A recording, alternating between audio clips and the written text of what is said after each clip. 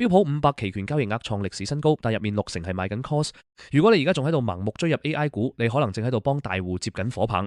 我係 Dave 哥，今日我拆解一個市場冇人講緊，隨時引發惡性循環嘅致命盲點。第一點，槓桿殺戮。過去一個月，槓桿 ETF 買盤高達千幾億，一旦股價回落，呢啲產品會引發機械式拋售，形成跌停板惡性循環。第二點 ，Natural Trade 與通脹火上加油，油價重返$100，班大行玩緊 Natural Trade， 即係海峽冇可能重開，加上美國 CPI 去到3.8%， 30年債息衝過5%，通脹怪獸返咗嚟。